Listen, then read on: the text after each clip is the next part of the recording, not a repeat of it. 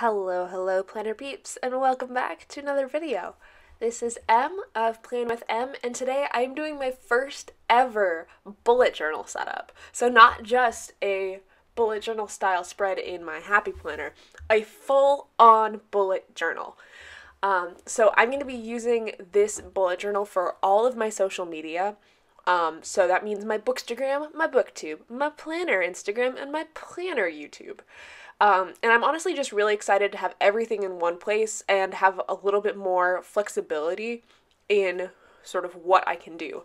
And you'll see in a later video sort of what the layout looks like and what I'm doing with it. But it's just wide open space that I can write in and sort of get organized. Now, what I'm doing is making a grid spacing cheat sheet. Basically, this just lets you see how many squares are in a certain distance. So like how many squares take you to half the page in each direction, or a third, or a quarter. And this was inspired by Amanda Rach Lee. She does this, and I'm using her like exact style of it. And you'll notice that, my lines aren't straight. I don't care. Basically, the whole point of bullet journaling is to, help you with your productivity and organizing your life. It's not about who draws the straightest lines or makes the prettiest designs. Oh, that rhymed. But, I still do want to make pretty things. Like, that, it's just that that's not necessarily the goal. So, my yearly setup for this is actually Dungeons and Dragons themed. Basically, I just thought it would be so cool to have the slogan 2021 roll with it. Basically, because 2020 was a rough year for everyone on the planet. And so we don't want to have too many expectations for 2021. So whatever happens, we are just going to be rolling with it. And I was like, oh, well, that's funny. I could make a dice pun. And, like, if you know me, you know how much I love puns. So I just drew a 20-sided die, which is an icosahedron, one of those. And that was it. That's like a very simple cover page setup. For my yearly goals, that's what I'm filling out now. I tried to sort of imitate the character sheet that you make when you play Dungeons and Dragons. You have 6 attribute scores. You have strength, dexterity, constitution, intelligence, wisdom, and charisma. And so I thought it would be fun to separate my yearly goals across these 6 categories. So like things that involve my PhD program, I would probably put under intelligence. Things that involve my YouTube channels or social media, definitely charisma. And, any wellness goals are probably going to be under either strength, dex, or constitution. Just because I am, prone to getting sick. I'm currently sort of sucking on a cough drop right now because I have a wet cough. But we are also, I'm just trying to improve myself, sort of. So you can also see I have these numbers in there. So I I tried to make what I thought that I would be if I was a D&D character. So I am predominantly mental, which makes sense just because I'm a big, huge nerd. And so, some things that I might want to be working on is improving my strength score. Maybe I can lift some weights, do some CrossFit or something. I don't know. I also made my future log here. You can see Siri coming in. She was very interested in the bullet journaling setup for this one as well as my January monthly. For my January monthly, she was telling me like, "Oh, Mom, you're doing it wrong." But the future log, it's just there for you to write things down that are going to be happening in the future. That's all. So not a big deal. The biggest deal of all the spreads that I made is my vision board. So I've never made this in a bullet journal before. I think I made one last year with a whole bunch of stickers, but this one I was like trying really hard. So, and this is the spread that took the longest. So you can see that I am on my phone, sort of scrolling through some of my pictures, trying to see which ones I want to print out. And I'm using an HP Sprocket to print out the pictures. And, you know, there's a show called The IT Crowd where they're like, and it's about, people who work in IT. And the first question they ask is, have you tried turning it off and on again? And I would have saved myself a solid 30 minutes to an hour if I had just turned my HP Sprocket off and on again. Because it kept saying it was out of paper, and then it kept saying that, like, the lid was off, and then it had a low battery, and all that stuff.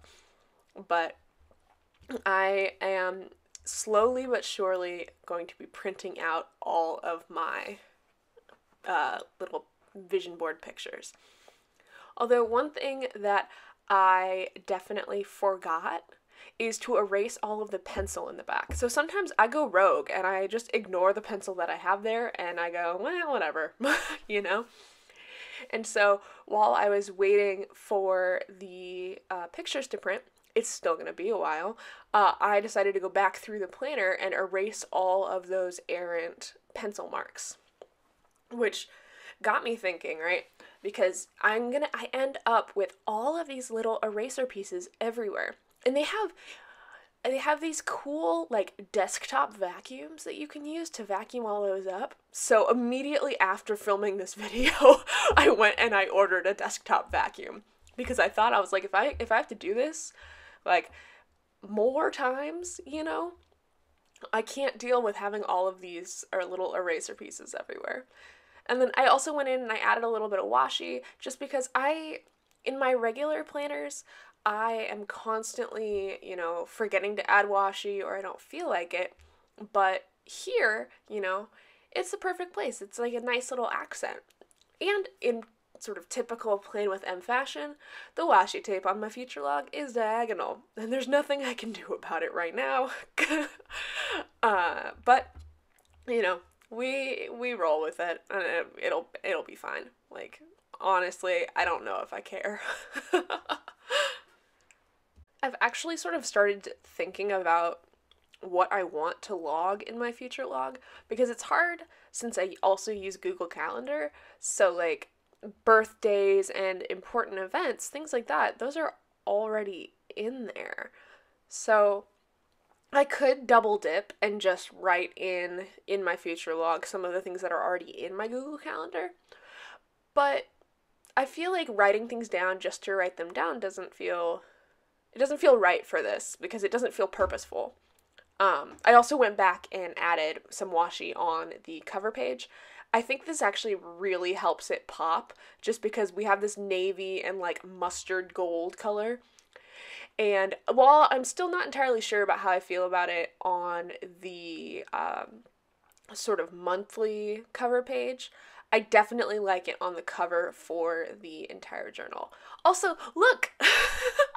The first one printed! Oh, I was so excited. So what I have there is actually a list of books from the Bookstagram group that I'm in, Love Actually, which is a pun on Love Actually, and, like, obviously, if it's a reading group that has a pun in the name, like, are you kidding me? I'm there. But I thought it was a good representation of one of the sort of visions that I have for the year, which is receiving a physical advanced reader copy.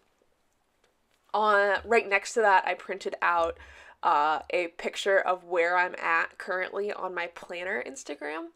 And so that I'm sort of wanting to grow, obviously. I'm hoping to, by the end of 2021, oh god, that feels so weird, to reach 10,000 followers. Just because having that swipe up feature, oh my gosh. I'm so excited for that. Just because I'm constantly having to say, click the link in my bio to go watch my video. it's just cumbersome. But I'm so happy that I actually got my HP sprocket to finally work. It was, it was terrible just seeing how long I wasted just sitting here when I could have just turned it off and on. Like,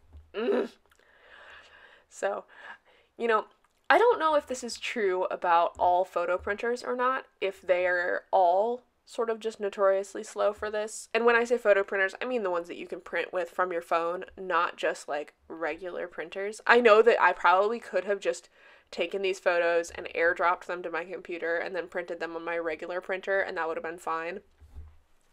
Although I do experiment with glue later in a different video, and I am glad, looking back, that these have the sticky backs so that I can just peel off the back and stick them in. I also put my YouTube channel there. I have a little screenshot, and I'm hoping to hit 1,000 subscribers so that I can monetize, just because I think that would be so cool. Like, it's not going to be a huge deal, but right now, any sort of supplemental income does help. Like, even if it's just $10, that would be, like, that's a book. I could get a book with that. I'm also adding in some of this washi tape to make it look like I'm just taping in some Polaroids. I also printed out a stack of books. I don't remember the artist's name, but they make these really cute hand-drawn book pictures, and this was sort of just I really liked the photo, and it got me thinking about what I want to do on Bookstagram, and one of those things is I want to take better photos, because currently my photos suck. But, the whole point is to grow, right? You don't start out being amazing at everything. Like, if you did that, you would never grow at all, because you'd already be amazing and you wouldn't feel the need to, like, try. So once I got here, I was thinking, okay, cool. So I have all of my photos taped in finally. What should I do now? So I'm like, okay, cool. I'm going to letter in, just like in cursive or whatever, my goals. And so the goals that I talked about, right? Like monetizing on YouTube, and then just draw a cute little curly arrow to the side or whatever, to remind me to do that thing. And so, I write pretty slow when I do this just because I want it to be neat. Like, this video that you're watching right now is on 4 times speed. even with all of the blank spaces from waiting for the sprocket to print. But you'll notice that it's really plain, with just the writing, and eventually I noticed that too. And so, I also, I'm thinking, well, this isn't like, that's not a great vision all in all together, right? Just having, 4 things, but basically just being like, read more books and grow your social media. And so I started to think a little bit more on, like some activities that I wanted to do or things I wanted to achieve. And so, like, some of that stuff includes, so like doing collabs with people, because I think that that's a great way to, engage with people in the community, and then as well as, growing your own community, which I think is ultimately, the aim. I also wanted to host a Read-A-Thon. So my friend Dan and I have been planning, we have so many, like, names for Read-A-Thons. We just haven't done any of them.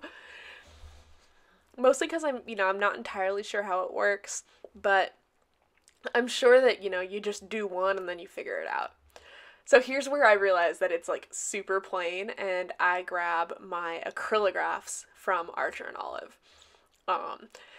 And so what I'm doing is I'm realizing, like, oh, I could add some washi here, but, like, that would look weird, like, because I was going to make a washi square, I remember that. And so I'm like, okay, cool, we'll add some washi in, that'll be great. But it's still not enough, just because you can see there's all of this empty space, and it's not empty space in a good way. So like negative space can be a great thing in bullet journals, and you'll see it actually in my January setup. I use that sort of like a lot. But here, I really wanted to add some brightness to it. So I am using these sort of like mustard colored acrylograph. And then I'm also going to be using a like really dark navy blue acrylograph. And these are from Archer and Olive. I think one of them is from the Jewel Tone set, then that's the mustard yellow. And I think that the dark blue, it might be from the Jewel Tone set. It also might be from one of the fall ones. But there is a link in my bio for an affiliate link for any Archer and Olive stuff if you're interested in purchasing it. The washi tape that I've been using was actually a Christmas gift from my friend Tim. And so this is Critical Role Dungeons and Dragons washi tape. And as soon as I started making this sort of theme, I realized that I had that and I'd gotten it for Christmas and it was perfect. It was just like kismet. It was meant to be.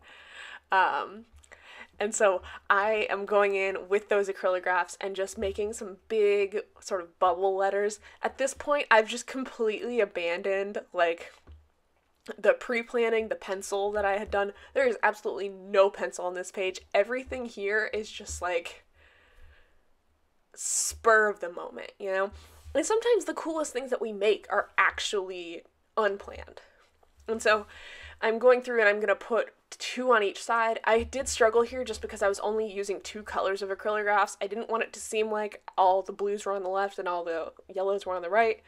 It ended up that way, but, you know, that's not a big deal. Like, the whole point of this is making something that makes you feel good, and, you know, that you'll look back on and, you know, sort of maybe strive to achieve. So I have some things on here like zooming with an author and joining an Uplit campaign, which is a Bookstagram account that I really like.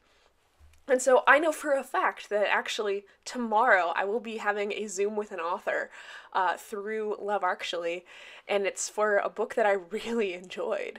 I also want to collab with my planner peeps, as well as apply to some planner partnerships. And so, you know, that includes, I know Archer and Olive has so many sort of teams that they have. And also, you know, Passion Planner, their ambassador program, and the Happy Planner Squad. Just because I love planning and I want to share that with other people. I also have started to add in sort of some dots and some little diamonds. This actually is sort of what inspired me to do the next sort of design element that I add, which I'm really excited just because I don't draw. Like, you'll notice that everything that I ever draw is very simple, like line art. Well, that actually sounds way more complicated. Geometric, that's what I'll say. And, you know, that's just, I was never good at it as a kid. And I was never really exposed to it much. I think because, like, in high school, once it became optional, I stopped taking it. Like, I took an interior design class instead. I got a C+ in it.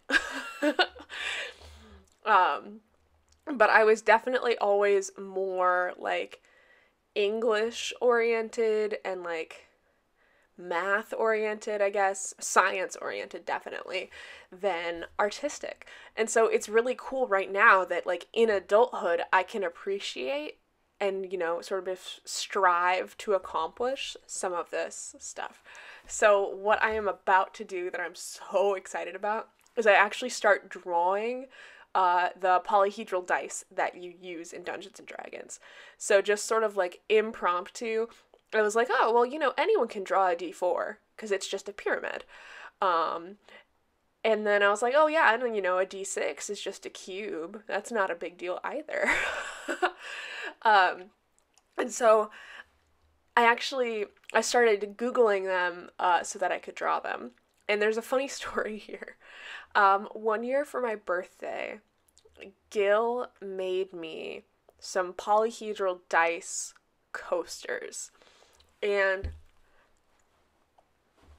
for years now, I've made fun of him for those coasters because they came out looking terrible, just in the sense of like the general geometry. And now when I'm looking at when I'm making this spread, I'm thinking to myself, yeah, maybe I shouldn't have been so harsh on him because I'm not much better. Like, some of these, they look a little weird. Like, when I get to the D12s specifically, because they're pentagon based, they do not look good in any way, shape, or form. Like, the D4s, D6, D8, those are pretty solid. When I say D, that just means it's short for dice, and then the number after that is how many sides it has. I just drew a D10 down there that actually looks pretty good, but as I continue on, which is common in my planning spreads, I start to care less. And that's kind of nice, just in the sense of, you know, shedding those expectations that you're putting on yourself and just enjoying it. Because as I was making this spread, I was just so happy. I was like, oh my gosh, look at this D&D spread that I made. I love it. And I start adding in more things that would be like in my vision, like being on a publisher's auto-approved list on NetGalley, or you know, sort of fostering a community over on my YouTube page. Things like that. Things that like are more significant and actually matter. So it's kind of like I started with some maybe superficial goals, and then got towards things that in this vision would actually make me feel fulfilled, which I think is just so nice. And I'm just going back in now with these acrylographs. I'm adding doodles, I'm adding dice. I'm honestly just sort of enjoying myself because this spread took so long. It took so long for those photos to print out. I cannot believe it. It's just like, But I was also really excited just to be using the acrylographs in a spread because they're so nice. Like, they're paint pens, but they feel like pens, and I really enjoy them. And then I recently bought a few more sets because they're expensive, but they're so pretty, and I just can't. And so here I'm seeing that where like I have some blank spots, you know, like right below the join and uplit campaign, I definitely have some space to write, so I'm gonna go in and write. But I also am just like adding in dots and doodles, and it's making it feel more personal, I would say. And that is just sort of, I feel like that's what a bullet journal is all about, because you can make it whatever you want it to be.